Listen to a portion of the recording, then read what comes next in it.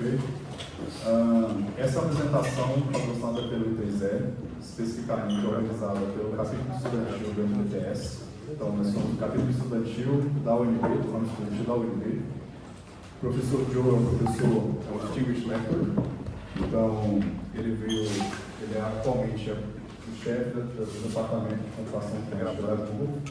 Ele veio até nós desde Santa Bárbara até aqui para essa apresentação, patrocinada pelo I3E. Então, nós estamos abertos também, novos participantes que quiserem entrar. Essa é uma palestra inicial desse capítulo estudantil. Nós estamos muito abertos, sabe, porque ajuda essa palestra na introdução, mas são assuntos muito correlatos com o que nós fazemos em parceria com o Lab Telecom. Então, vocês estão muito convidados a nos conhecer, a conhecer o laboratório, juntar-se a nós e fazermos projetos juntos, aprendendo juntos. So, Professor Joe, is with you. Okay. Thank you. I guess the acoustics are such that we need the microphone. I think this doesn't work. Okay, why not? Okay, so this talk. Oh. It's the cable is pulled out. Okay. If that happens again, I'll try something else. Okay, well, thank you. I'm excited to be here today. Before getting started with the talk, this is sponsored by IEEE. So usually they give us a whole slide deck to show before the presentation. One time I was doing that and there were online people and somebody complained that it was so boring. So I will save you the IEEE slide deck and just say if you're an electrical engineer, this is the Society for Electrical Engineers. There's a very low student rate to join. I encourage you to join if you're working on things related to microwave, RF, electromagnetics. There's a MTT-S, Microwave Theory and Technologies, is the society for that. And you can join, they'll send you a magazine monthly, give you access to journals, etc.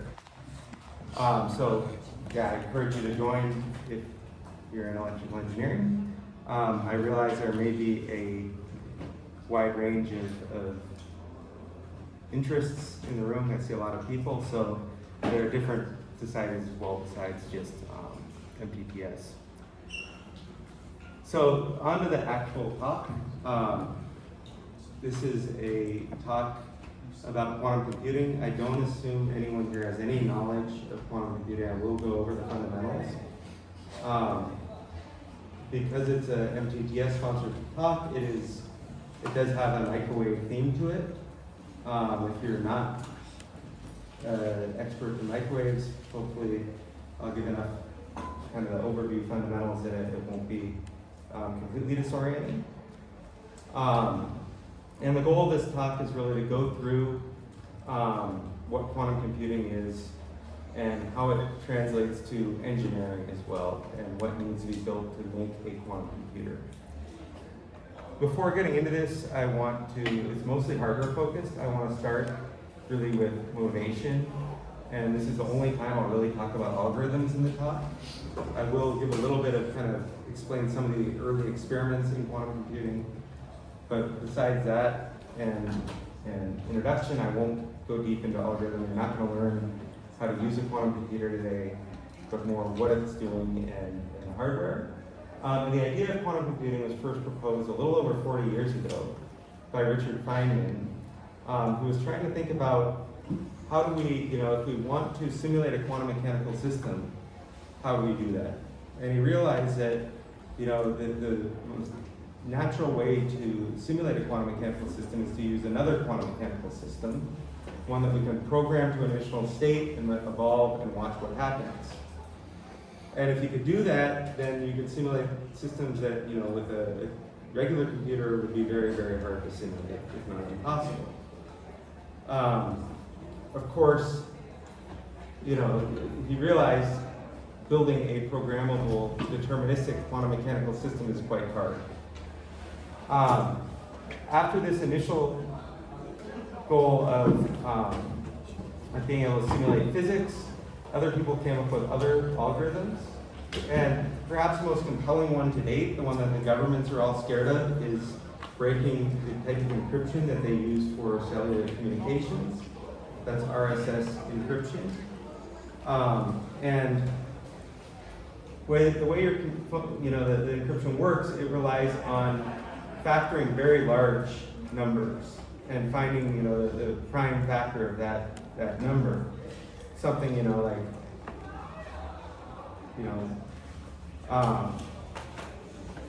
1,000 digits long, something like that. And this is a very hard problem for a regular computer to solve. You have to try incrementally try multiplying numbers together to see if you get the big number you're after. But with a quantum computer, you could do it, systematically and very quickly. And this is known as Shor's algorithm. It was discovered in the 1980s and really sparked interest. Sorry, let me get the laser in this field. But to build a quantum computer capable of defeating RSS encryption is still very far off. You need a very big quantum computer, and we're nowhere near being able to build that. The concern governments have with this is that, for instance, the U.S. is concerned that China is storing encryption keys, along with you send a public encryption key with your communication, and if you know how to use that, you can decrypt. And what the concern of governments is that they want their data to be secure for 30 years, and so even though it's still far off from having a system that can do this, the concern is that it might not be too far off, and today's communications may be cracked in the future because they're being archived. But more near term, more near term things are quantum chemistry. Chemistry is used, of course, for pharmaceuticals and other things. This is a very large business, and if you could accelerate the discovery of new kinds of medicines, then that would be a very big financial windfall. So the pharmaceutical industry and chemists are very interested in using quantum computing. And there are algorithms that might be more near term, also optimization, things like traffic optimization and other optimization problems lend themselves quite nicely to quantum computing. This talk is not about algorithms, as I said earlier, but I will note that I provide this link on the bottom, quantumalgorithmzoo.org, which for those of you who are into computing, is a site where they catalog all the different quantum algorithms and along with computational complexity. This talk is more about hardware, so I want to start with a picture of what now a relatively old quantum computer at Google looks like. Now this chandelier light thing in the center of the room, this is a dilution refrigerator. Under operation, it would be under vacuum, and there would be metallic cans affixed to each of these plates going up, and there would be a big shell, so this would continue down. It actually put a magnetic shield over the whole thing. So this is what it looks like when you open it up and take a look at what's inside. And what you see here, you can see a person in the background, by the way, so you get a sense of the scale. This is kind of, about this tall. And what you see here is a refrigeration system with electronics installed in it. At the top, this is 4 Kelvin, so 4 degrees above absolute zero. This is 100 millikelvin, 1 Kelvin, 100 millikelvin, and 10 millikelvin. So 10 thousandths of a degree above absolute zero is what that plate gets cooled to. And if you zoom in, you can see that's where the quantum processor lives. And if you zoom in, you get rid of all the cables around it, you see this package. It's a printed circuit board with high-speed connectors around the edge. And you can see this lid here. This is magnetic shielding. And if we remove the lid, we can see the quantum processor itself. So you can see the center is a silicon die flipped on top of another silicon die. And around the edge, you can see there are interconnects made with wire bonds. and they terminate on the edge of this printed circuit board. So there's the inner chip flipped to this printed circuit board. So you can see all these holes in the printed circuit board. Those are vias, and they're buried transmission lines taking the signals out to the connectors. So the chip itself is a quantum part of the system. So the only part of the system that's really quantum mechanical is this part right here. Everything else is regular electronics. If we zoom out, we can see in the background racks of equipment. The quantum processor is a passive device. So we have to control its quantum state and measure its quantum state. That's done with racks of equipment in the background. And if you see all these coax cables going in, there's all these components. And if you take stock of what's in this system, and it's a 50 qubit system, we eventually want to build million qubit systems. But in this 50 qubit system, it's got 60 RF arbitrary waveform generators. These are to generate microwave pulses. So pulses of microwave energy that are very precisely tuned to control the state of the processor. 150 baseband arbitrary waveform generators, so lower frequency DC coupled. Those are to control the processor as well.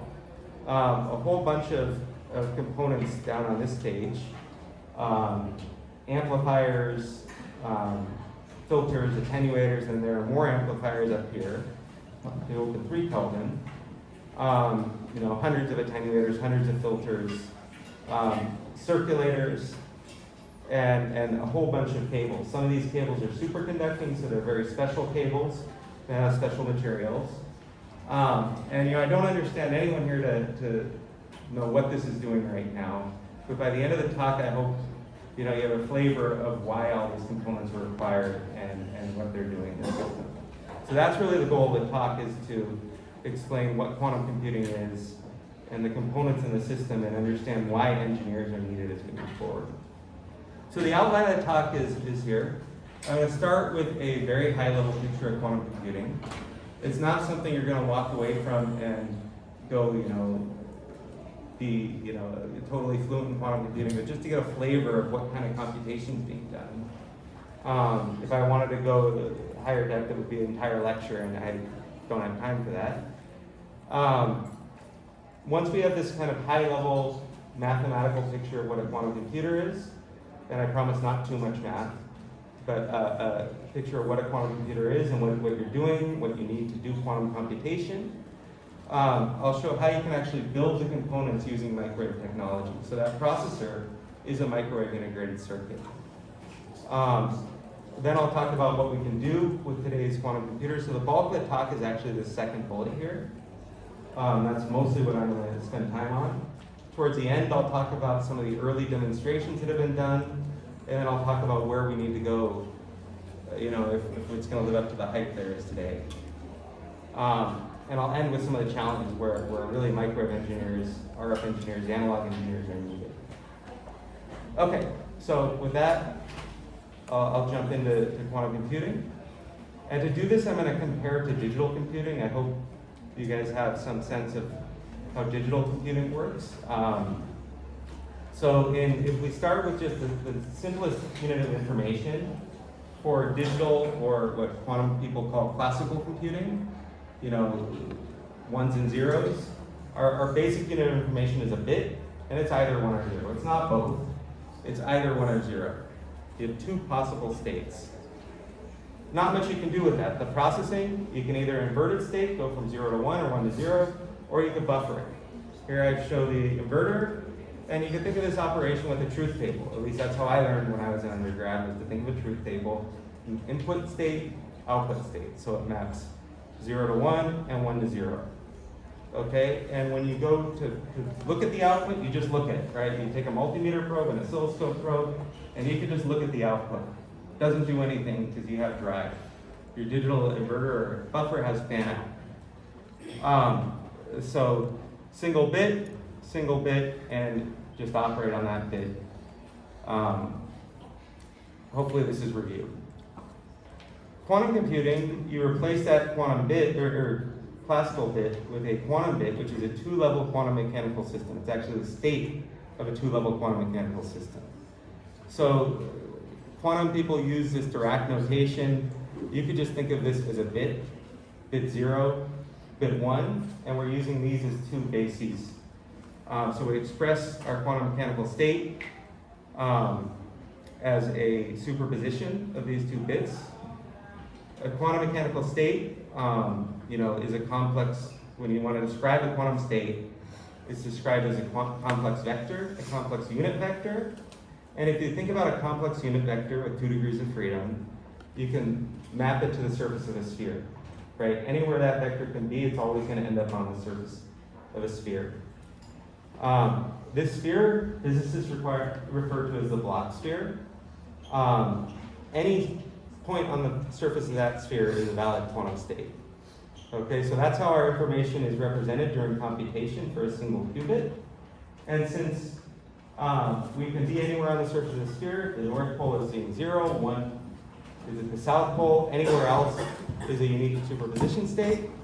Since we're anywhere on the surface of that sphere, it turns out that operations are going to be mapping the vector from one point to another.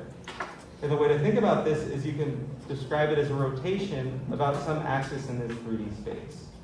So for instance, one kind of operation you could do is to rotate about this axis 180 degrees. That would take this state from here to here, or if you start up here, it would take this state from here to here. This is the equivalent of an inverter for quantum people, this particular example. But you could think that there's an infinite number of operations you can define, because you could say any axis and any rotation angle. Right? So there's a richer set of things you can do in quantum computing because of this. However, this is where things get weird. I know people describe quantum mechanics as weird. The people who came up with it called it weird. And so, the strange part is that when you go observe the system, the Heisenberg uncertainty principle says that you're extracting information, it has to make a decision. And so it turns out that when you go measure the state, so if you start, say, here, and you make a measurement, the state is going to snap to either 0 or 1. Right? You're not going to measure both 0 and 1 with a single measure. If you go probabilistically, though, you'll get some combination, or if you go and make a bunch of measurements, prepare the same state, measure it, prepare again, measure, you'll get some probability distribution of 0s and 1s. And that probability distribution is going to depend on these coefficients, alpha 0 and alpha 1. So if you measure, you'll have probability magnitude alpha 0 squared to get 0 back, and probability magnitude alpha 1 squared to get 1 back. Okay? And so physicists refer to these as probability amplitudes, because you need to take the magnitude to get the magnitude squared to get the actual probability.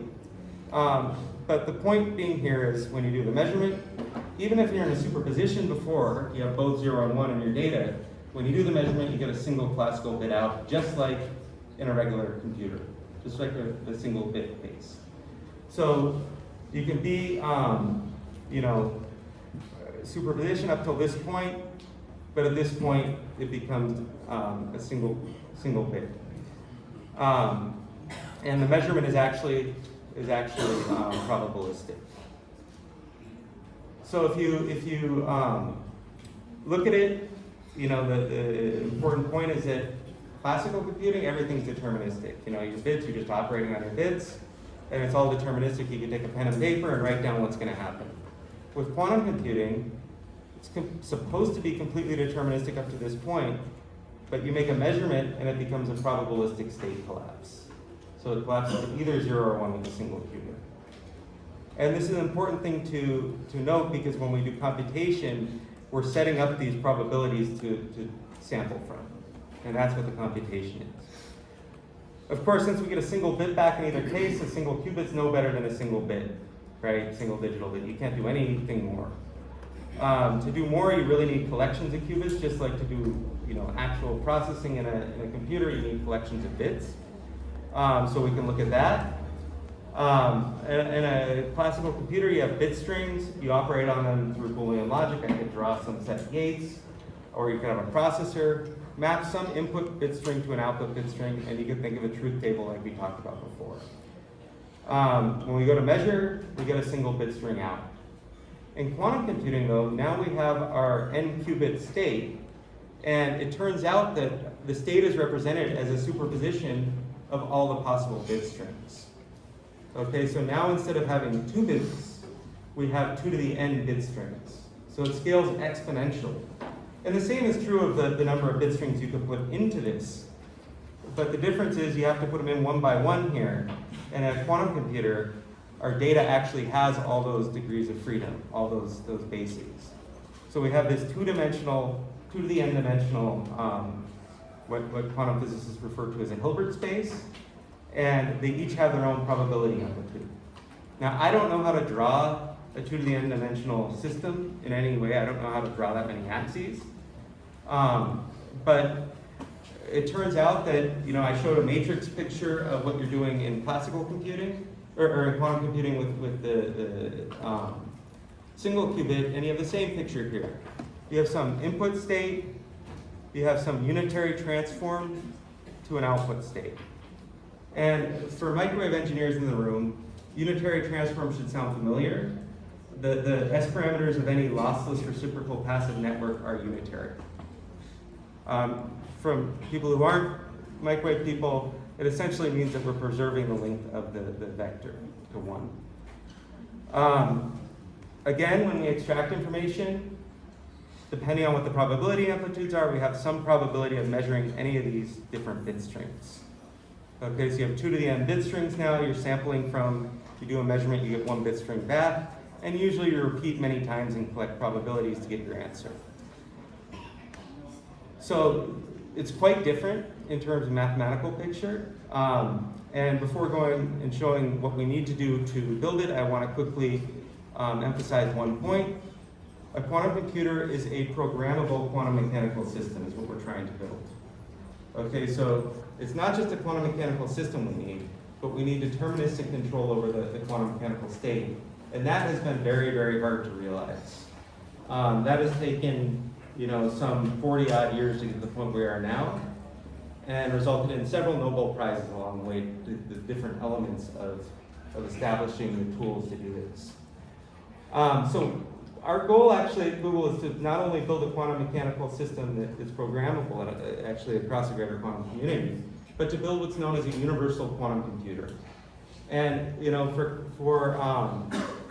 for classical computing, you have the concept of universal classical digital computer, where you can do any Boolean function, for instance. You can process digital information in any way that's allowed. And the same is true of quantum computing. What we want from a universal quantum computer is be able to do any of these transformations that classical or quantum physics would allow. So to make kind of an arbitrary quantum mechanical system. And what that means, we want our input state, we have some unitary operation mapping to some other state, and we want to be able to realize any arbitrary unitary operation. Now, if you take 2 to the n, because if you think of this as a matrix, and we're trying to define a matrix that's got 2 to the n in each dimension, and you set n to 300, for instance, it turns out 2 to the 300 is about the same number of degrees of freedom, and this is really blew my mind the first time I heard it, as there are of classical degrees of freedom in the known universe. So if you took all the atoms and took them as classical degrees of freedom, not quantum degrees of freedom, but classical degrees of freedom, then the information capacity of the universe is about 2 to the 300 bits. And so this is a matrix with each of those in each dimension. So it's a very, very big matrix. But it turns out this is just, so might sound like an insurmountable problem. But it turns out that just like in classical computing, we can compile from smaller primitives into bigger things, you can do the same in quantum computing.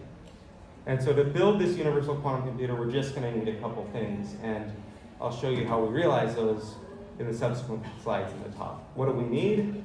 Obviously, we need qubits. Now, qubits are kind of a double thing here. They're both a physical item and also our unit of information. But we need good qubits. We need to, sorry, this is supposed to be, just ignore this for now. We need to be able to initialize those qubits to some known state. We're going to operate on them if we don't know where they start. We're certainly not going to be able to make sense of where they end, so you need to be able to initialize them, usually to the 0 state. We need to be able to perform single qubit gate operations. What that means is, if you remember, I showed that sphere picture and said we need to do rotations in that picture. We need to be able to do some set of rotations. We don't need an arbitrary set. We need some collection of a couple of them. So 180-degree rotation about one axis, 90-degree about another, things like that. And if we just had this, it wouldn't be good enough because we have isolated independent qubits. We really want them to be able to talk to each other. And so we need what's known as 2-qubit gates. This is to create a resource known as entanglement. And when you have an entangled system, it means that you can no longer describe the system by the individual components alone, but the information is spread and shared. And that's a unique part of quantum computing, is that you can build these kind of distributed quantum mechanical states, and that's what gives you so much power. And finally, we need to be able to do measurement. And we need to be able to faithfully measure to the statistics, to those probability amplitudes. We need to be able to measure the quantum state and have the system end up in the state we measured it at. If we can do all these things, initialize single qubit gates, 2-qubit gates and projective measurement, we can build a quantum computer. As I said, it's not so simple as writing down a list of ingredients. You can't just go buy them. You actually have to build them, and this has taken 40 years to get to the point where we're just showing all this stuff is really possible. A very important point, I'm not going to go into any physics here, I just want to let you guys know this exists. Just like when you have a communication link, you have dropped bits.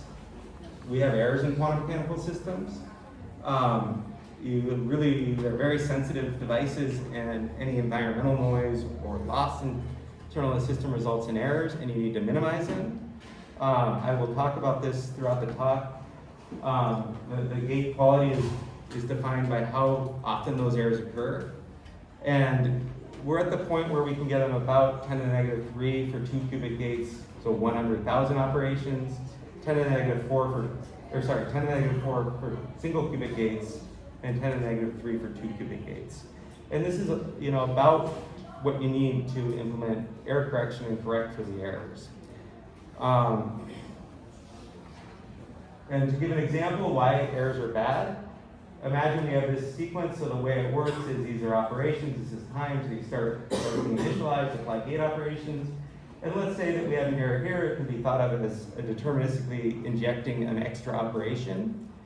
That would completely corrupt the calculation. We'd get nonsense back. Okay, so a single error somewhere along here in the calculation is not tolerable, and we need the low error rates to overcome this, and that's really what people have been working on very hard ever since kind of the first demonstrations of qubits, is making the qubits good enough to actually be usable. So I don't want to go through, as I promised, I'm not going to go through any math or much more detail. I just want to say errors occur, and a lot of work is going into minimizing them. Okay, so with that very high-level picture, I want to talk about hardware now. How do we actually build things that operate like this? So what we're trying to build is a quantum mechanical processor, okay, that can be controlled and manipulated. And what we're going to need, as I alluded to earlier, we're going to need qubits. So we need more than one qubit, you need an array of qubits. This needs to be deterministically controllable, so we need some set of wires. This is abstract. I'll get very shortly into what we actually put for the control knobs. And here I show 15 qubits and 15 control wires. The controls, of course, are used to manipulate the state and make measurements. This isn't very powerful. The qubits need to talk to each other, as I mentioned earlier. So we need some set of elements between qubits to allow them to discuss things. Physically, you can think of the qubits I'll show are tunable nonlinear resonators. And these couplers you can think of as filters that allow you to, you can think of it as a tunable impedance between qubits. They need controls as well. We have to be able to turn on and off the interactions. So, you have some set of control wires. And so this is the basis. I don't show the readout part, but where you go measure the quantum state, but I show everything else here. This is kind of the basis of your quantum processor. These are the things we're going to need to build: qubits and couplers or tunable filters to interact between the qubits. So what do we use to do this? Well, there are many options. And if you pay attention to science news, you may see almost every day somebody announcing some other development in the field. This is from 2015, already a decade ago. Wow, time flies. This is from The Economist, showing some of the leaders at the time. This was, of course, years before the first real demonstration started to emerge. But you can see, superconducting technology, photonic technology, and ion traps. These are still some of the leaders. There are others. You can use cold atoms. This is, cooling atoms to very low temperatures, and there are some unique attributes when you do that. You can use single electron spins inside of, controlled essentially like transistors and nanometer transistor technology. This one's pretty attractive because you use standard lithography type techniques to build them. Ions, I already mentioned. These are kind of wild. You create ions from a target, and you move them around in electromagnetic potentials, and shuttle these ions around, single ions. Optical photons are quantum mechanical, so you can use them. They're hard to interact, but they have very good isolation. And what's common to all these is they're kind of natural elements from the environment. You don't have to come up with new things. You can also define electromagnetic or quantum circuits at the circuit level and build your own artificial quantum mechanical devices. And that's what we're doing at Google. These are superconducting circuits based on Josephson junctions. We chose this because they're monolithic. We know how to scale it. You can engineer the qubits. And I mentioned earlier that errors are a big deal. We can get pretty good error rates with them. And also, the operations can be fast because we can engineer them. We had to pick something, at Google, say, 12, 13 years ago when they started the project. They chose superconducting qubits, so that's what we're focusing on, and it's gone quite well today. So by example, I'm going to explain what these circuits look like and roughly what they're doing. I'm going to use a processor that's a little old at this point, but when I made this presentation the first time, it was pretty new, the Sycamore quantum processor. This was a processor that we built to show that you could do something beyond the reach of a regular classical computer. It's got 54 qubits in here. The qubits are these x's. You'll see why they're x's shortly. That's actually related to how they're physically drawn. And between qubits, they're in a 2D grid, and you have couplers, which I show as the blue boxes. I'll show the circuit diagrams and explain them shortly. And just to give a sense of the scale, you can expect it's about a millimeter pitch. So if you wanted to build a 1,000,000 qubit quantum computer with this, it would be quite large, meter by a meter in a 2D grid, bigger than you can put on a single wafer. But it's still kind of reasonable pitch, and you're going to see we need to get controls in, and having millimeter pitch allows that to be possible. So I'm going to start by explaining the qubit itself. We use what's called a transmon qubit. And I said already, it's nothing more than a nonlinear microwave resonator. So what you do, if you had a parallel LC resonator, you would have a capacitor shunting an inductor, right? And the resonance frequency would be 1/√LC. What we do here is we replace the inductor with a Josephson junction loop. And this Josephson junction loop acts as a nonlinear inductance. Because it's a loop, it turns out you can tune that value of inductance using an external flux. Something I should point out that's very important is with these systems, since they're superconducting, you get very high quality factor. If you're familiar at all with making resonators, if you make a resonator in, say, a monolithic CMOS technology, you're not going to get a Q greater than 20. Q is the ratio of energy stored to power dissipated per cycle. So if you put energy into it, it's a measure of how long that energy lives before it decays. So We want very high quality factor because we're going to put energy into this and we want it to live forever. So we can compute on it, but it's going to live about 1 million cycles or more, which is long for this system. So in order to observe quantum mechanical behavior, we need to cool it to very low temperatures. I showed 10 millikelvin at the beginning of the presentation, and there's no reason you would do this if you didn't have to, because it's hard to cool to 10 millikelvin. It costs a lot of power, build very expensive systems, and you have to dissipate basically no power. So the thing is, though, you have thermal energy, and thermal energy is kT, and then you have the quantum mechanical energy associated with, a single photon, a single microwave quanta, and you need to have that single microwave quanta energy be much greater than that thermal energy. Otherwise, your qubit's going to be populated with thermal energy, and you won't see quantum mechanical effects. They'll just all blur out.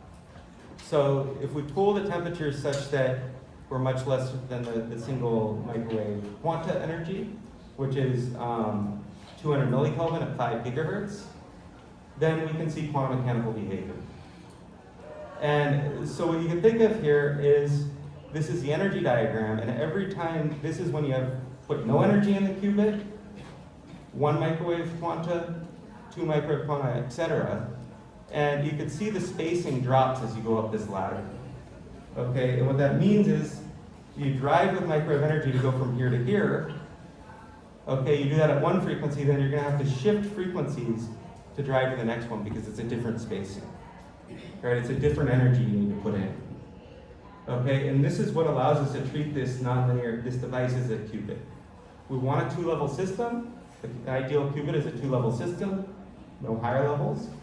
And so we could treat this as an ideal 2-level system if we only drive at this first transition omega 0,1.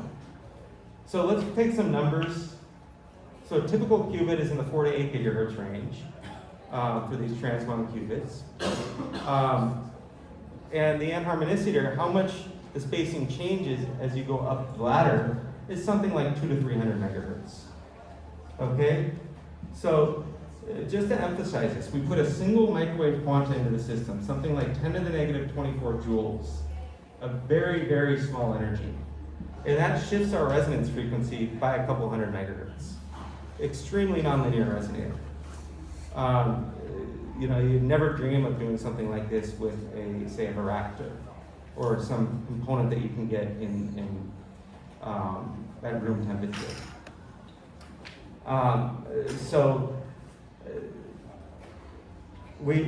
that's the basic component, is a nonlinear resonator, which is this nonlinear that it shifts by a couple hundred megahertz with each photon. We're going to need to control it, though. So we have 2 control knobs. First, we have a inductance that's coupled to the loop. And by coupling a flux into this loop, we can change the frequency of our qubit. Just like you have a voltage-controlled oscillator, in some systems that you can tune in frequency. So phase lock loop, you need a voltage-controlled oscillator. You can think of this as a voltage or current-controlled resonator. So you change the current in this loop, its frequency changes. We also need to couple energy into the loop, into the qubit, and we do that by capacitively coupling in, and that allows us to drive this transition. Okay, so we can both control that energy of the transition with a current and then drive it from 0 to 1 and back by driving the current. The way to think about this is if you turn on a signal at the right frequency, at omega 0,1, apply it to this port, it's going to drive up to 1 and back down to 0 and continue going until you turn it off. Right? And how fast it goes depends on the amplitude of that signal. It's linearly proportional to the amplitude, how fast it oscillates. This is called Rabi oscillation. And what we want to do in quantum computing, though, is not go back and forth continuously, but say go from 0 to 1 deterministically. So we want to pulse our energy, and because we have an X transition, we need to make sure that our pulses aren't too short, that we spread energy into the next transition. So we have to shape our pulses to avoid driving the higher values. And this is similar to techniques like applied in radar and communication, where you don't want to bleed into neighboring frequency bands. We apply different envelopes to allow us to get the quickest possible pulses without driving these transitions. So what do they look like? I promised that I would explain why it looks like a cross before. And you could, or a plus, you can see the qubit here, which is drawn, the capacitive part of the qubit is this blue part. They're transmission line capacitances, so there's a ground plane, and you get a CPW, coplanar waveguide capacitance to ground. We have 4 transmission line stubs in parallel, so we have 4 capacitors in parallel. You get something like 100 femtofarads of capacitance. The Josephson junctions are blown up here. You can see they're just these little tips. Josephson junction is a superconducting tunnel junction. You take 2 superconducting electrodes, you place a thin insulator between them, and you can get superconducting tunneling through them. And they behave like inductors. You can get small signal inductances on the order of 10 nanohenries. Have these little junctions. You can also see control lines. The XY control is a microwave control. It couples over the superconducting ground plane to the qubit. It's very weak coupled, and the reason for this is that we want to maintain this very high quality factor even when we're loading the system. And so if we couple too tightly to the qubit, it would mean we don't have to drive it as hard to control it, but we load it with the 50 ohm impedance of the drive line. And so we have to keep the coupling on the order of attofarads, hundreds of attofarads, to prevent loading the qubit and keep this quality factor on the order of 1 million. So in addition, the same constraint goes into inductive coupling this loop. You can see just a very small short circuit here, coupling into the loop. So we get a couple picohenries of mutual inductance for our control. So that's a single qubit. And by the way, you can see this guy here. This is for readout. I'm not going to go into that now, but I will shortly talk about readout. There's a resonator coupled to it that we use for readout. You'll see later. One other thing to point out, this is an older device. It's a single qubit. It's not in a pattern like an array. It's more complicated when you have to put multiple qubits in general. You need multiple layers to do that. We're going to need couplers also. And you can think about the example of coupling this qubit to this qubit through the coupler here.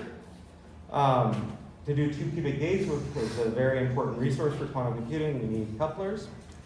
And I'm not going to go through the details here, but you can think of a coupling rate, how fast a quantum excitation will oscillate between 2 qubits. That's given by this expression, which depends on z parameters. So z parameters are something we learn about, in circuit theory. And they're just linear impedance parameters of the network. So if you can set up a z parameter between these 2 ports, or if you can write one, then you can write your coupling between them deterministically. And the idea here is that we want to be able to control this coupling to be able to turn it fully on and fully off. The way we do that is a network like this, where we have capacitive coupling between the 2 ports, and then we null out that capacitive coupling using this network here. So we connect 2 capacitors, one from each side, to an island. On that island, we put another tunable nonlinear resonator. Here we're not using this as a qubit, but just as an impedance. And by selecting the right frequency for that coupler, the right resonant frequency, we can either completely cancel this out and have no interaction between the qubits. And so when we're doing single qubit gates or readout, anything except 2 qubit gates, we leave it at this point. And then if we want to do a 2 qubit gate, we say take it off this point to here, and we can let the qubits interact deterministically for some amount of time and go back to the off state.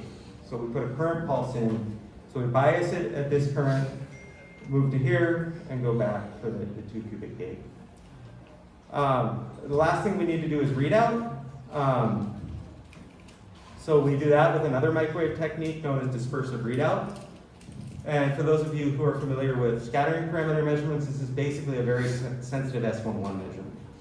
What we do is we send a wave in, we launch a wave through a circulator, bounce it off. We'll start with bouncing it off a linear resonator. If you do that, at the resonance frequency, you'll see a phase jump. Okay, and if you were to measure at the resonance frequency, you'd see, you know, some constellation that is here, for instance. And I show some sizes. If there was no noise, you'd measure a single point, but noise will make it have some diameter. So, you know, you measure here, and you get this when you measure a linear resonator. What we do is we couple the linear resonator to a qubit now, and you know, the reason we need this intermediate resonator is to isolate the qubit from the readout so we don't destroy its quality factor. And when we do that, remember the qubit frequency depends on its state. And what that means is that its impedance is state dependent.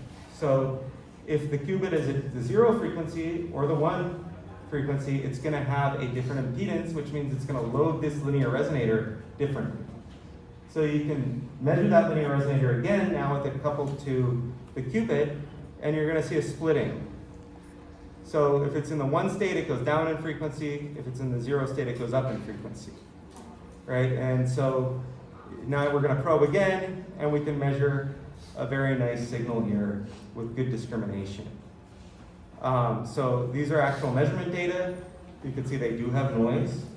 And as I'll describe shortly, we actually need a nearly quantum limited system, or you know, a system whose noise is dictated by the limits of quantum mechanics to do this measurement. But that's something that's been invented, and we can now get very good readout. It takes a couple hundred nanoseconds, but you can get, you know, very good separation like this. As we'll see when we look at the hardware we have to build to do this, it's complicated to do readout. You need a lot of hardware, much more than you need for the control side. So we multiplex readout. The readout resonators, we can set their frequency, right? We can set them to different frequencies and then couple each of them to the qubit and probe, you know, with one line, make measurements of all the qubits at once. Unfortunately, there has to be, to do quick readout, the readout resonators need some line width. That means that if we put them too close to each other, they'll interact, and we're trying to read out one qubit, we'll destroy the state of another one. When you do the readout, it collapses the qubit state, of course, so we don't want to read out by mistake. Because of that, we can put something like 6 or 7 qubits on a line, not more. But even that is saving a lot in terms of the hardware we have to build. So we have this Purcell filter, that's what physicists call it. Electrical engineers might call it a diplexer. But it's an element that you put to multiplex readout. So after talking a little bit about the quantum part of the system, I want to go back to that picture I showed earlier.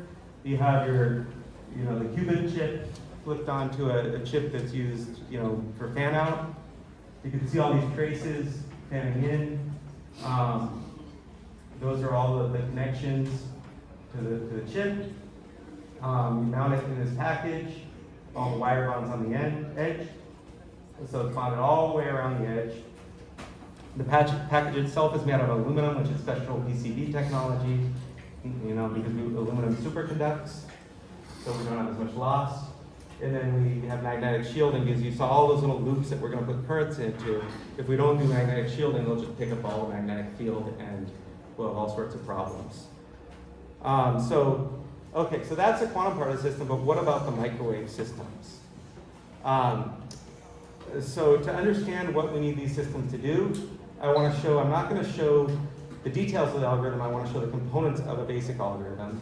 And this algorithm is to create a 3-qubit maximally entangled state. You start 0, 0, 0, and you end up missing the 3 factor of 1 over root 2 here, but you end up with an equal superposition of 0, 0, 0, and 1, 1, 1. So if you make a measurement, you're going to get fully correlated results. And this is, if you've heard of bell pairs, this is a generalization of bell pairs. So we're going to need to initialize. We do that by tuning the qubit frequencies into resonance with the readout resonators. Each qubit has its own readout resonator used to measure the state, but that readout resonator is coupled tightly to the 50 ohm line. And so if we put it on resonance with the qubit energy just dumps into the readout resonator quickly. So we send a DC pulse, or a baseband pulse in to dump the energy out of the qubits, and we can reset them easily to the 0 state. Once we've done that, we generally prepare an initial state with single qubit gates, often putting them all in an equal superposition state. We do that with microwave pulses, driving that XY microwave port. So we need very well-shaped pulses. We need to control the amplitude, the phase, everything. And so we're going to need to generate those. And here in this example, I show them all with the same amplitude, but in practice, you need multiple amplitudes. And we're going to need to do 2 qubit gates. This is an example of a 2 qubit gate called a I-swap gate. And the way to think about this gate is it, swaps. If you have an excitation, if one of the qubits is in the 1 state, the other's in 0 state, it'll oscillate back and forth. The excitation will go back and forth between the 2 qubits. So what we do for this is we bring the qubits into resonance with each other, with the coupler still off. So we tune their qubit frequencies. We pulse the coupler on for a fixed amount of time. That allows the qubits to interact. If we tune all these things up right, we can do this gate very well. So those are the kind of things we need to do. We need to control baseband frequencies. It turns out we need 3 baseband frequency controls per qubit. 2 for couplers, 1 for the qubit.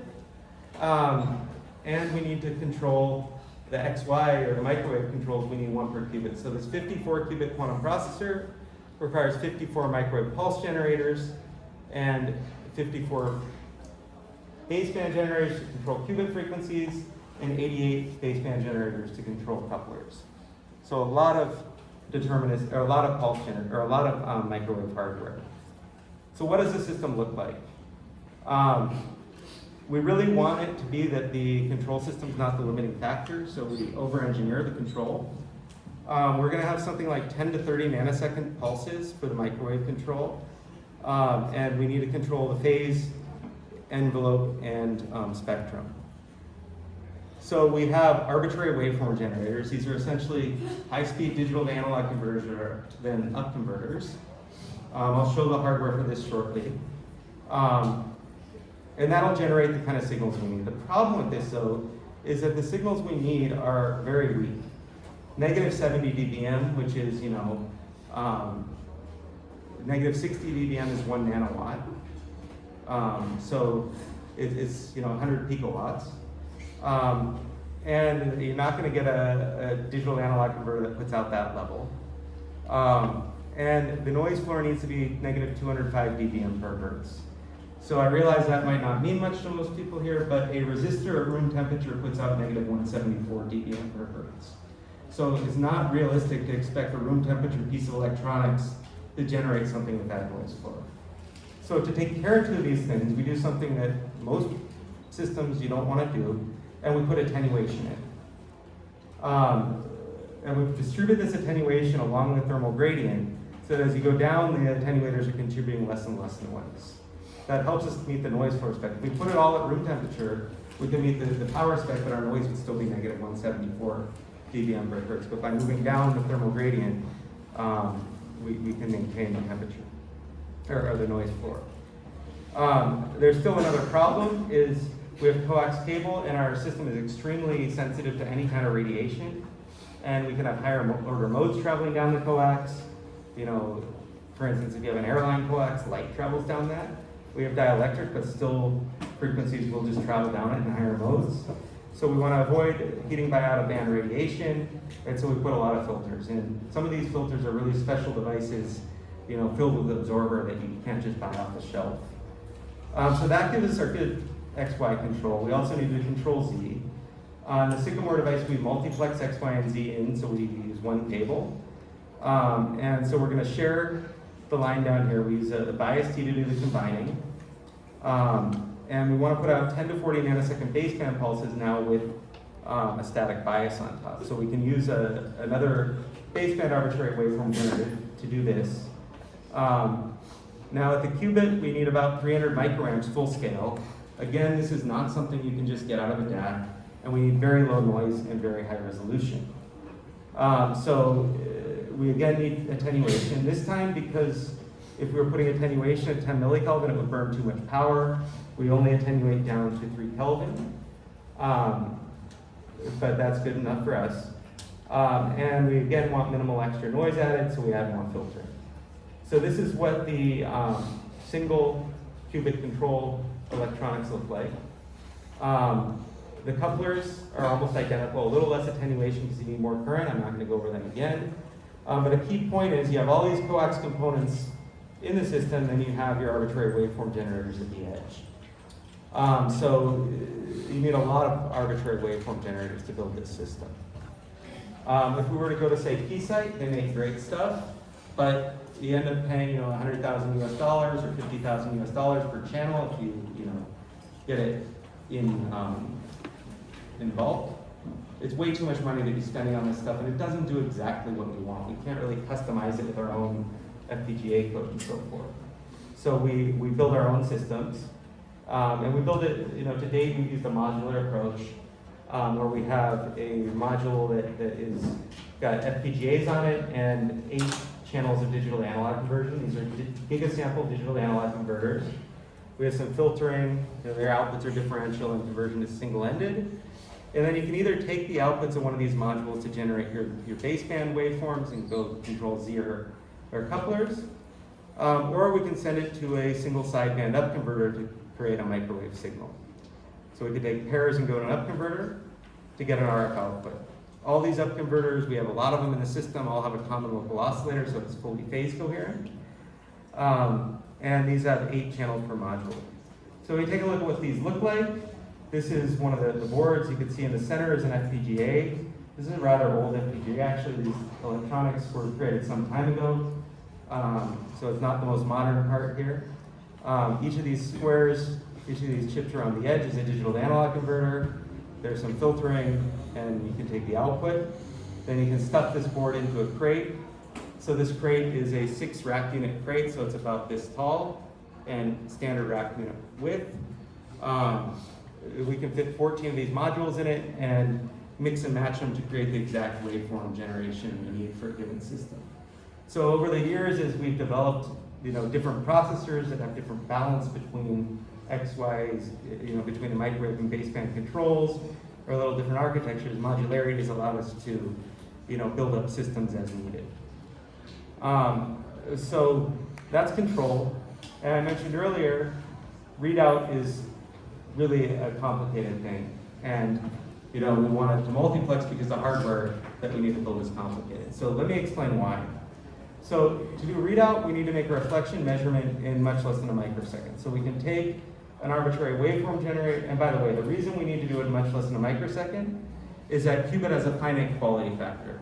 Energy in the qubit will decay. You put it in the one state, it will relax back down to 0, and you want to do readout on a time scale much quicker than this. So that, because that will cause errors.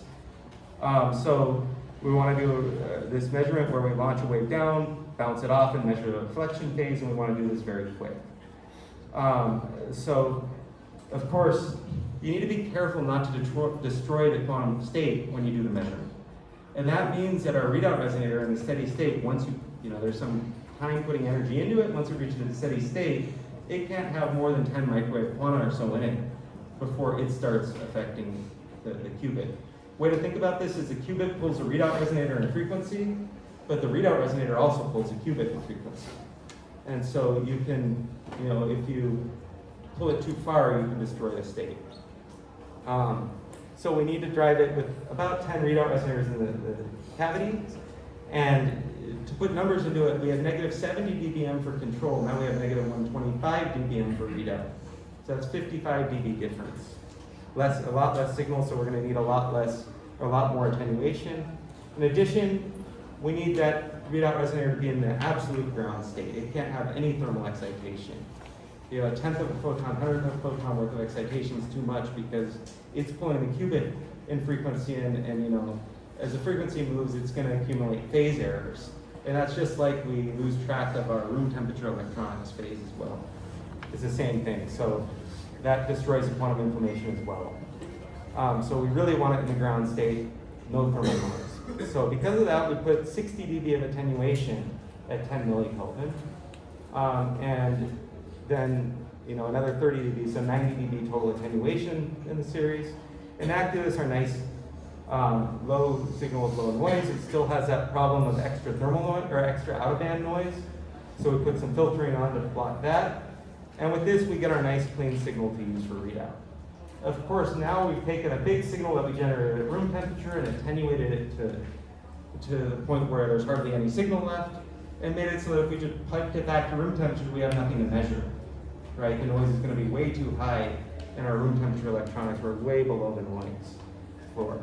So we have to amplify it. Because we only have 10 microwave quanta, we need to be very careful about how we amplify.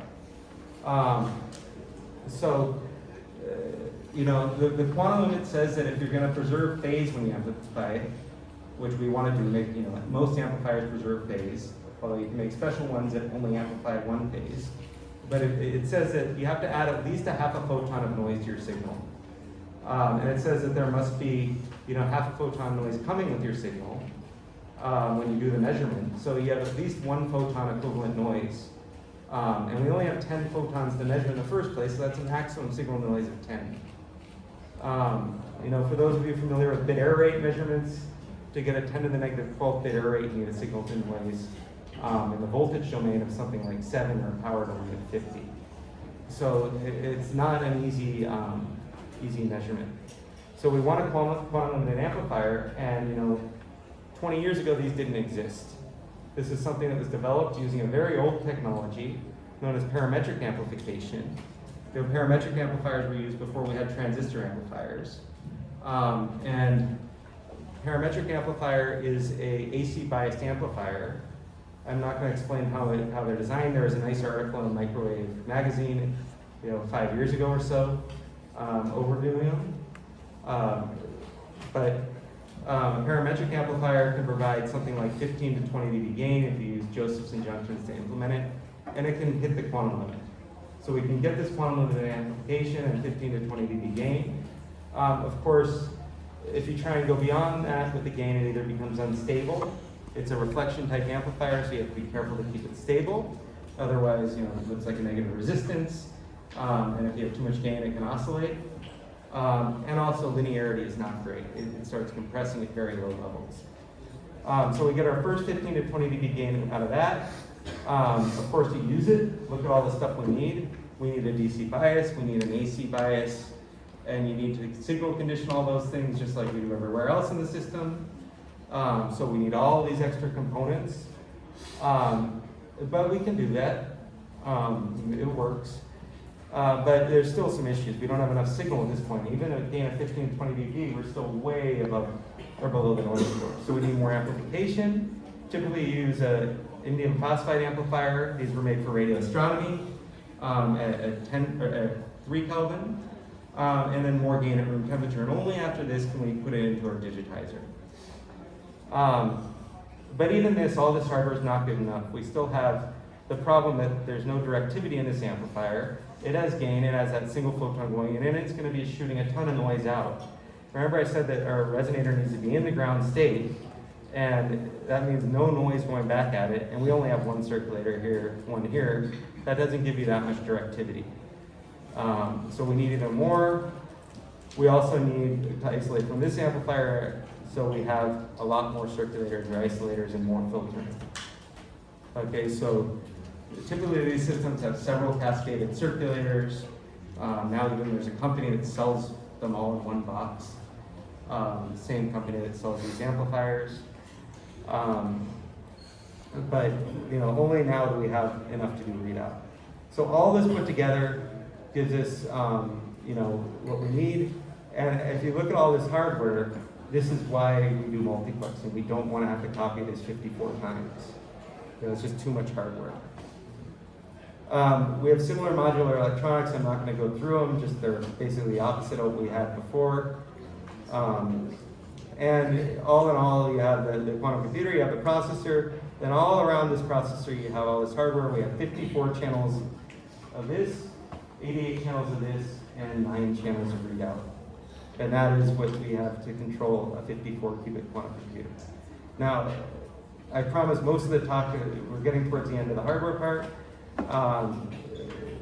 Most of the talk is the hardware. We'll talk about application shortly, but eventually we want 1 million qubits. If we look back at this system, you could zoom in here, and you see that rat's nest of cables. Most of that is readout. you can see these things, we call them readout towers. Those are where the parametric amplifiers, all those circulators are, and there's plates thermalizing. You can see all these filters around the edge. Those are all those filters we needed to block, say, the radiation traveling down the center of the coax cable. And all the electronics in the background, those are the modular electronics I described. So quite a lot of electrical engineering has gone into this. And something I like to point out is that at the end of the talk, I'll talk about how electrical engineers are needed for the future of quantum computing, but the field wouldn't be where it was today if it weren't for all the chip development and component development that happened for telecommunications and so forth between, say, 2000 and 2010. So, where it is today is largely dependent on the ability to build these kind of systems at scale, which would only be possible if there were, the chip companies that made these parts. Okay, so with that, I want to conclude here with a couple forward-looking topics. First, what can we do with the system today? Where's the field going? And then eventually, I'll talk about what's needed in the future. So we do have a roadmap to get to 1 million qubits. We're somewhere in the middle here today. But to do that, we kind of have a set of scientific developments. And I want to quickly explain some of these. So first question, which we set out, this was published in 2019, the answer to this question, but really to stimulate movement in the field, we had to first show you could do something with a quantum computer that you can't do with a digital computer. If you can't do that, there's no point, right? You have to do something special with it and show that's possible, that it can actually work. And so we had an experiment that we built this Sycamore processor for to do that. So the first question is, can we outperform classical on any or some computational task? The next one is, once we do that, we know that these are error prone, and we want to make sure we're not going to be destroyed by errors. And so can we build a system with low enough error rates that operates enough like an ideal quantum mechanical system that we can get error correction realized? And then finally, can we build a system, so small scale error correction? And we've done these first two. And then where we are now is getting to say, can we do this all at scale? Because as you build bigger systems, everything becomes harder. And you have to think about integration challenges and all sorts of problems you don't think about at smaller scale. So the one I'm going to talk about the most here is can we outperform classical? This was published in, well, I guess I left it pretty short in this presentation regardless. This was published in Nature in 2019. It was a big deal when it came out. At first a bit of controversy, then that's backed off. And what we did here was we took the goal here was to show that we could perform sampling of quantum mechanical states in a way better than a classical computer. So what we did was, if you recall at the beginning when I showed quantum computing, I showed that you have probability amplitudes that you're sampling from. These sample bit strings based on probability amplitude. So what quantum computing is doing is it's setting up the distribution from which you're sampling from. And we showed that we could do, make probability distributions more efficiently using a quantum computer than you can with a classical computer. That we could sample from specific probability distributions more efficiently. Next we looked at error correction. And the challenge here is that a single error can completely corrupt your computation. As you want to do a bigger computation, you need more error-prone steps, right? And so eventually we're going to need to correct errors as we go through so that a single error doesn't kill us anymore. And so we published this in Nature, I think it was 2022, where we encoded a quantum state across the processor and showed for the first time that as you make a bigger system, we can slightly reduce error rates. We showed that we could get, it's basically the same error rate, that we could, bigger system, same error rate, but this was the first time anyone had shown you could make a bigger system with more qubits and not have the errors increase, with the number of steps. So that was, again, a big success.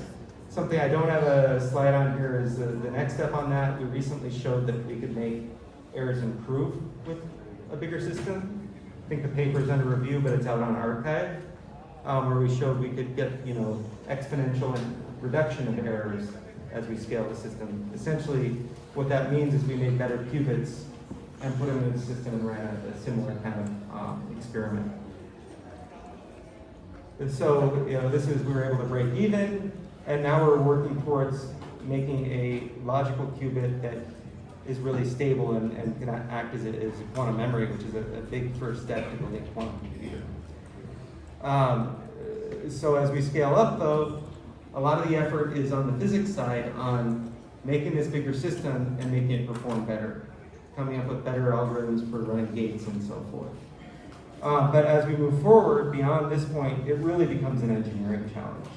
As you go from 1,000 qubits to 10,000 qubits to 100,000 to a million, physicists can just write this down, but it's exponential, right? And it's exponential scaling in size, so we're not just gonna, build a system that is, a million times, or, 20,000 times the size of the system we have now. We need to do it in a little different way. And so this is where really system engineering is required. And so what are some of the challenges that we need help from the microwave community for? Control is a big one. Something I didn't emphasize, because we do multiplexing, we have a lot more control systems than we do readout. If we built it the way we build it today, a 1 million qubit quantum computer is going to require something like 3 million control channels. If we built it exactly the way, that would be something like 5 million arbitrary waveform generators. We're going to have to do something different. It'll have to be chip scale, that's for sure. But it's a non-trivial problem. You eventually are going to need to go from these kind of general purpose arbitrary waveform generators to something more specific to the task at hand. And so how to optimize these systems for specific qubit architectures is a very interesting problem. And there are problems even like as basic as, do we thermalize it to 3 Kelvin for the control system? If so, can we meet the power budget for that? You have to be very low power to cool things down. Or do we put it at room temperature and wire it?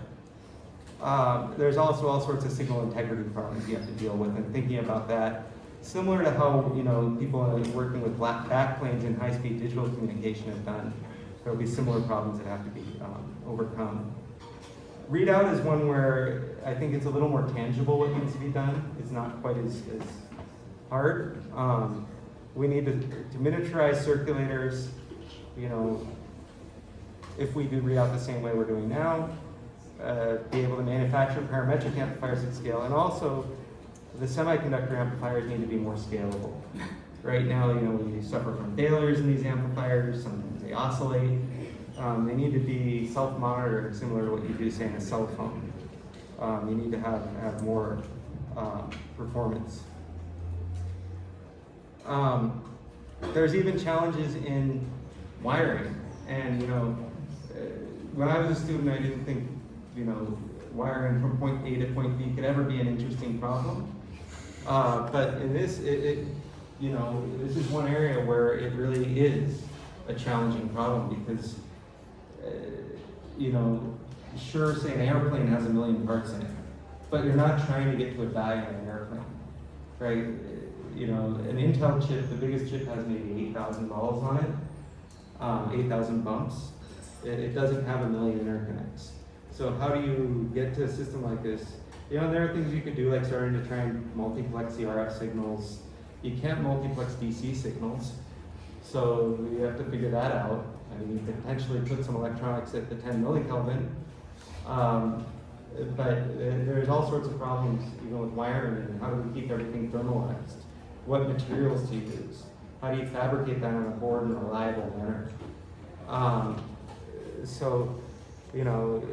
Even crosstalk requirements, packaging is challenging. How do we keep the isolation what we need? You need something like 50 dB isolation between qubit control signals. So there's lots of really hard, challenging problems to be studied as you go up in scale. So with that, I will end and just point out, again, quantum computing is largely enabled by microwave technologies. We already can operate beyond the limits of classical computers. I went over that quite quickly, but we've shown in multiple different scenarios that we can do things that would take, with today's algorithms and computers, millions of years on a classical computer. And electrical engineers, microwave engineers are absolutely required as the industry grows. It's going to be more and more about how the systems are built, less and less about the quantum part of the system, but more and more about the overall system. With that, I'll conclude. Happy to take questions. I should just point out that a lot of people contributed to this. This slide is at least 3 years old. The list probably would have to be in like 10-point font at this point, because I think it's several hundred people now. But this is presenting a large group of people's work here. All right, so thank you. It's really great attendance. Thanks for everyone for sticking around.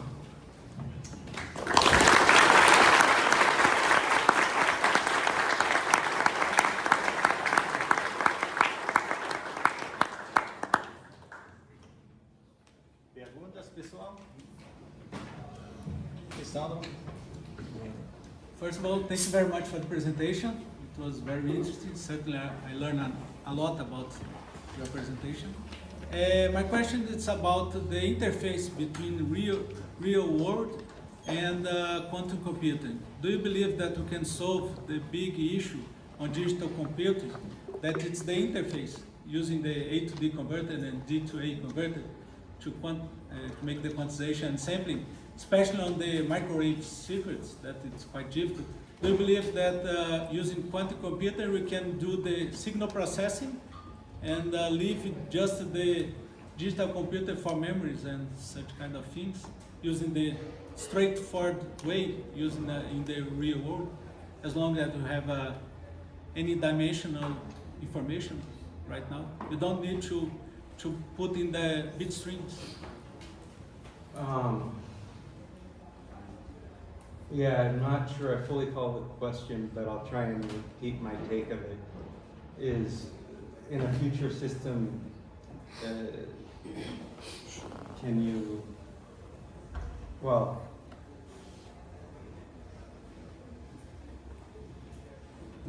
yeah, I guess, are you asking about getting rid of the microwave systems? No, I mean, right now we are talking about not only A to D converters, but now analog to information conversion. Sure.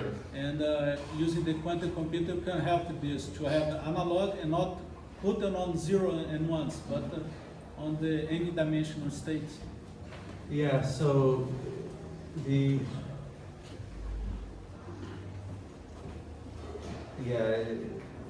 I'm familiar with analog to information, kind of compressive sensing type stuff. Yeah. I think compressive sensing has fit into quantum computing. I'm not really familiar with where, but I don't think that, I think that when you observe the quantum system, you get the way it's designed, you get a bit out. You can, and so I think that the readout already is kind of compressed because you're not getting all the bit strings out. It's like you have this large space and in the end you're sampling from. The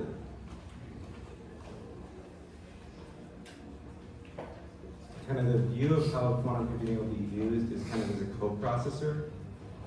And so I think there's types of computation you want to do on a quantum computer, and there's types you really don't want to do. You wouldn't want to, for instance, have a word processor powered by a quantum computer. That would make no sense. But for things like maybe searching or optimization problems, just like you use a GPU for certain problems, you use a quantum computer. I'm not aware of any approaches that don't have an intermediate step of digital. But certainly, the orchestration of all algorithms is classical computer. And I don't know. There may be some kind of algorithms that you could do autonomously without a processor in the background. Perhaps the error correction side of things, parts of it can be done autonomously. People are kind of investigating that still. But yeah, I think the general picture, at least for the foreseeable future, is kind of software stack, compiler, waveforms, quantum computer, because it really is controlled with analog waveforms and read out with analog waveforms. And I guess that kind of goes back to the way emulating quantum mechanical systems, the way it works. And there's some proposals, like Microsoft has a major ionic qubit proposal, and I think that's a little more digital, but I'm not familiar with all the details.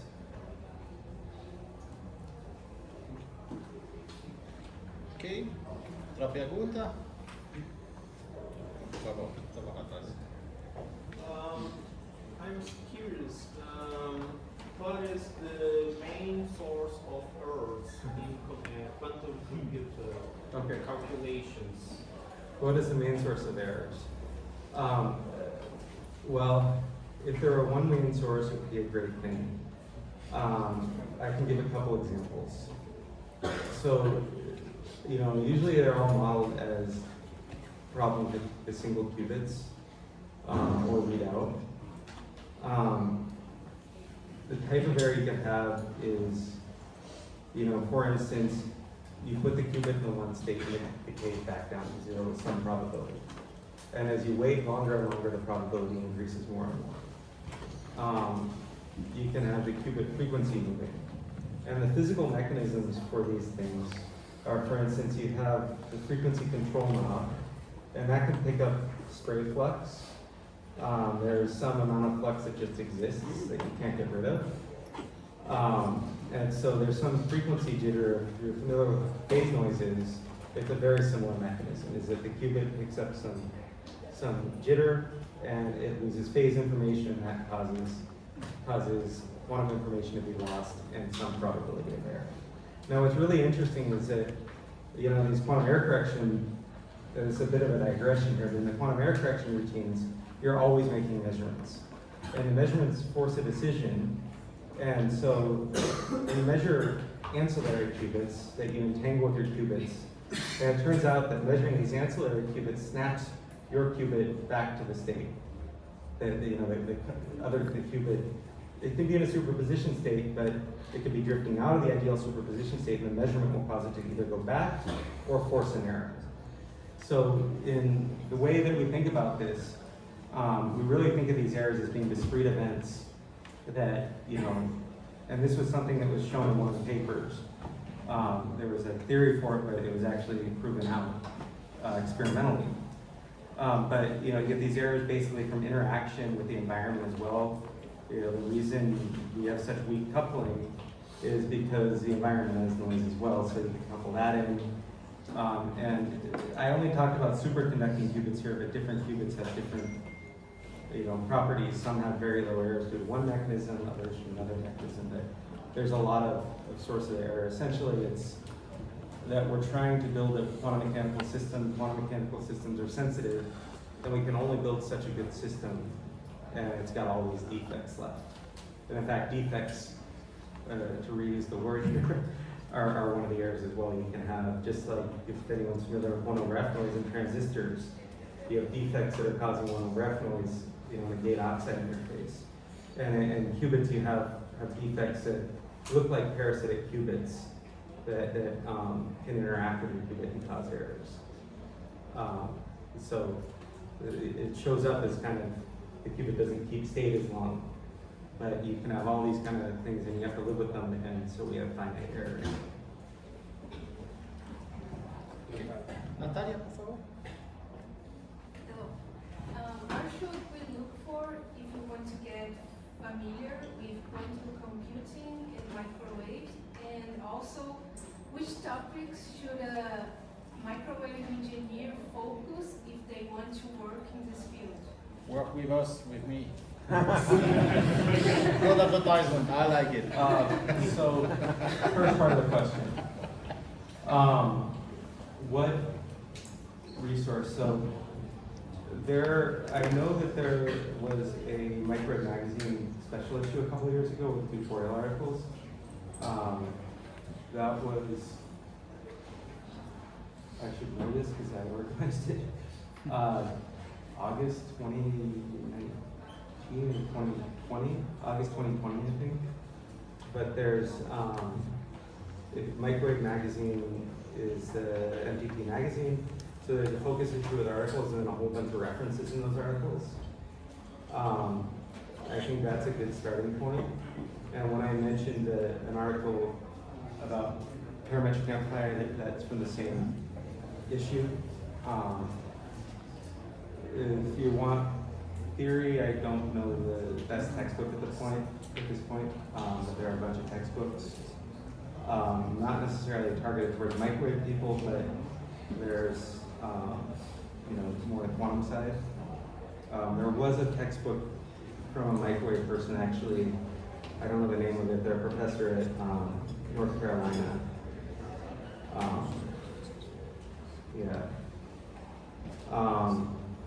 Dan Stansel is the name of the person who wrote the textbook. As far as what topic area is, if you're interested in qubits, that side of things, there are different technologies to work in. Superconducting technology is one, but there's also kind of single electron spin technology that's more EE style, more solid state. I mean, they're both solid state physics, but this is more classical solid state physics from a microwave point of view. Everything from passive electronics to and filters and circulators to system development, integrated circuits. So I think most aspects there's some application. Even like radar is not that different. We're essentially, it's not really radar, but it's similar the way we do readout. Sorry to not have a specific topic, but most microwave topics are relevant. Thank you. Seu nome? Rodrigo. So, I have a question, actually. Noise is such a big problem, I notice, and if it is a big problem like that, does it have to do with the method that you guys chose to implement the quantum computers? Like, if you choose the spins of the electrons or something else, would it be better for the noise problem? Noise. So is the problem hard because of noise? So readout. So the question is the noise problem hard because of our technologies or general to quantum computing?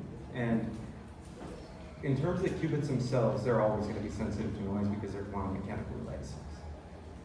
In terms of coupling to the environment, our technology, because we engineer it, and because it's like monolithic planar, they're relatively big devices, is pretty tightly coupled, so we have a little bit harder there. So we have to go to colder temperatures. Atoms, for instance, can work at room temperature as quantum mechanical devices. But you still have the same challenge. You have different challenges, but still the same noise challenge always there. In terms of readout, to some extent, our noise problem is a little harder, but readout is hard in all the technologies.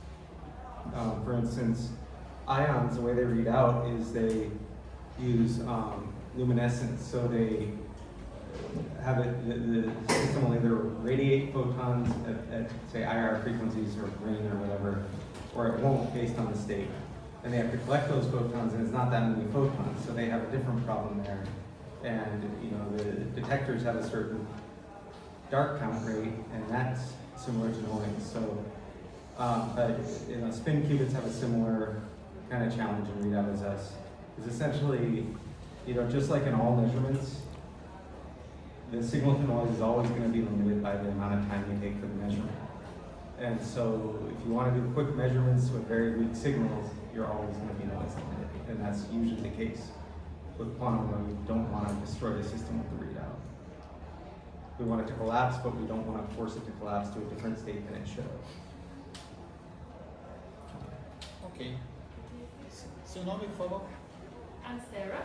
I'm from the other MTT campus. I'm from Electronics Engineering, and I was very enchanted by your presentation. Thanks.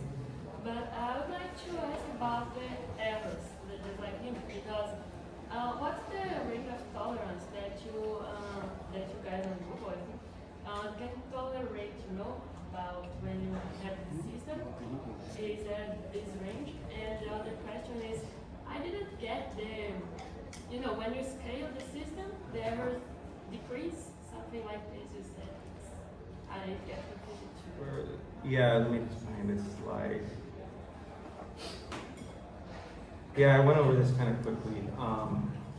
In another version, I have more slides on it, but the talk is already going as is. So there's a couple things here. So just like you have, and explaining this in the present, I skip over this because explaining it in the presentation will be an entire presentation on itself. But quantum error correction, like you have a memory, and you have, in that memory, you usually encode with error correction, so you have some extra bits, and there are different codes that can either correct one error and detect two, or correct two errors and detect three errors and correct two.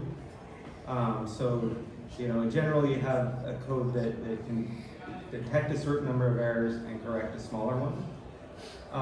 And in order to do these, so you pick for classical, if you have say an SRAM or something, you pick your error correction based on how often you expect errors to happen, and there would be some minimum rate of error that can be corrected. It has to be at least so good. Quantum computing is similar in that to run error correction, you have to be below an error threshold, and it's a combination of all the different types of error. You have single qubit error, 2 qubit error, and readout error, and initialization error. So all these, and there's a reset error as well. All these different error sources combined have to be below a certain threshold. And if we assume they're all the same error rates, which they're not, but let's assume that, then to run error correction codes, you have to be below about 0.5% error rate. Okay, which isn't too bad, but for quantum systems, it's hard, and that's what's been taking about 40 years to get to the point where we can do it. And if you get to that threshold, it means that to encode a qubit across an array of qubits with this code, you need to have an infinite number of qubits to realize, it'll never drop an error rate because you're right at the threshold. As you go below the threshold, it'll start decreasing, and the further below the threshold you are, the less redundancy you need to get a certain logical qubit. So, for instance, we think we need about 1,000 qubits, and that's an aggregate error rate somewhere about an order of magnitude below that threshold. What you have here is showing as we scale from a distance 3, which I didn't explain what that is, but that's about, I think, 19 qubits, to a distance 5, which is about 50 qubits. And we're using those to encode, and you can see that the blue line drops slightly to the red line, or sorry, higher is better here. Fidelity is 1 minus error rate. And as we increase the number of qubits, we slightly improve the effective error rate of that encoded qubit. So we show we were right at the threshold of implementing error correction. Now, at that point, this is not as good as a single qubit by itself. This encoded system has a higher logical error rate. What we've done since then is shown that we can improve the error rates of the components better. So we've got them way down now. And the paper I mentioned is, I think it's still under review, or maybe it just came out. I think it's accepted at this point, or out, where we showed that we could do the same experiment but get exponential suppression of errors, get much better. And now our system is at the point where the corrected system is better than any of the component errors. where we really want to be is something like, you know, single qubit error rates 10 to the negative, below 10 to the negative fourth, and 2 qubit error rates somewhere around 10 to the negative fourth. But that's really hard, and you know, it's something we're still working on. Perguntas? Sim? Hi, my name is Jose. I have a question that I think is related to your question on educational and job opportunities. Mostly because for the past few months, I went to a few training courses on quantum computing. And in those training courses, after all, they teach me a lot about quantum computing, maths behind it, quantum channels, you know, quantum theory information, and those things. But when I look at job postings, what I actually see is most job postings are for engineers and not to research algorithms and develop those kind of things. So I wonder, do you see a future, a near future, where job postings focus more on algorithms rather than engineering? And I think because of your roadmap, I already have an answer for this, but I would like to hear it. Yeah, so the question is, job postings seem to be mostly engineering related right now, and to paraphrase a bit, using a quantum computer requires a lot of expertise in the algorithm side, and developing those algorithms is very important. So I will say that at Google, they certainly hire algorithm people. They have a team, and it's not a huge team. But you know, those people generally are PhD and research scientists who, you know, are hired to investigate algorithmic problems. So I don't really know the answer to this question. I expect that as more quantum computers become available, that, you know, the algorithmic side will grow. But yeah, I don't know. I mean, internally, we're pretty narrowly focused on achieving our milestones. There is some kind of effort to use the existing quantum computers. But yeah, I think, unfortunately, I would say the route into those kind of roles is through PhD in the groups that are kind of leading in those fields. I think that's probably the way those people are hired, but I'm not doing that hiring, so I'm not 100% sure. Hello. My question is also about the software part of quantum computing. What if there is some current advancement in quantum programming language? And what would you recommend the best path for someone who wants to start learning quantum software development today? Okay, so the question is, quantum software, is there emerging quantum programming language, and what the best route for someone in software who wants to get involved? And I'm sorry, I'm not up to speed with this stuff. I know that there are, you know, I know things like compilation are still open topics. But yeah, I think there are Python packages, that's all I know. Really. Sorry. Alright. Mais perguntas? Sim? Hello, I'm Arthur, and I wanted to ask if quantum systems have any current or predictive use for general consumers, and if any of them that don't use superconducted qubits will ever hit consumer shelves. Well, you buy it. So, yeah, consumer use of quantum computing. You know, I think the honest truth is that I think people are trying to figure out all the use cases, and the compelling consumer use case would be awesome. It'd be fantastic, because it would mean that we could just answer this question: is there a use that's going to make money? I think that the viewpoint right now And it really depends which technology you use. If you have anything cryogenic, it's not going to be on shelves, unless it's like 70 Kelvin and you wouldn't even know it's cryogenic unless you broke it. But the use case really is coprocessor for kind of cloud systems, I think what people are assuming. But there are technologies that could be inexpensive, like some of the photonic technologies, but even in their current manifestations, they're quite complicated. Even though they're chip scale, room temperature, some of them are, they have racks of equipment and stuff because that's just how they have to be built. So I don't, at the moment, see besides the way that you use the cloud and, will it be in every video game? I don't know. Ok, pessoal, bom, antes de concluir, a ideia dessa palestra era para mostrar para vocês a importância da eletrônica analógica, ok? A importância da RF, que no Brasil, infelizmente, está muitas vezes deixado de lado.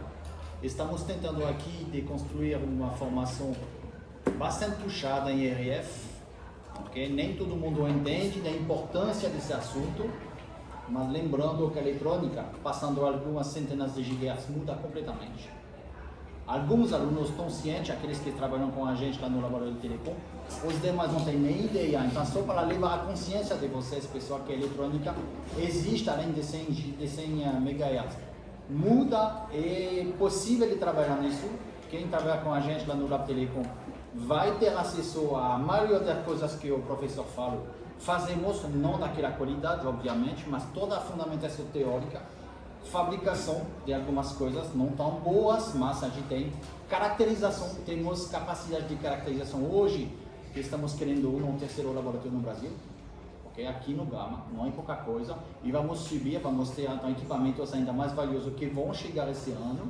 Então, só para lembrar aos alunos, que estão começando o curso de engenharia, não deixam de lado da eletrônica, não é coisa do vovô, bem longe disso. Tem muitas coisas pela frente, tem muitas frentes de pesquisa, de trabalho, de indústria.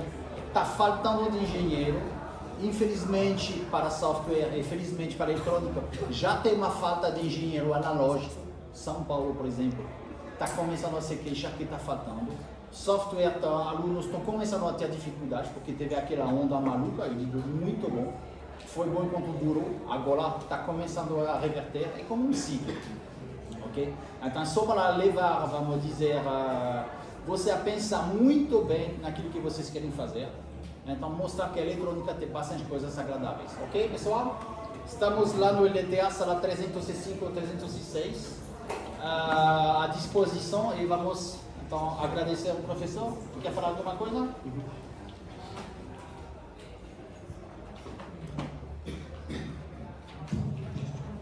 Well, first of all, I'd like to say thank you to Professor Joy. Also, I'd like to say thank you to student chapter IEEE MTT. They made a very effort to make it possible today. So I'm very thankful for their work. Also, I'd like to say thank you for the students to be here today. And also, one more time, many thank you for the presentation. It was exceptional, and I would like to say that you are already invited for other opportunities here. Thank you very much.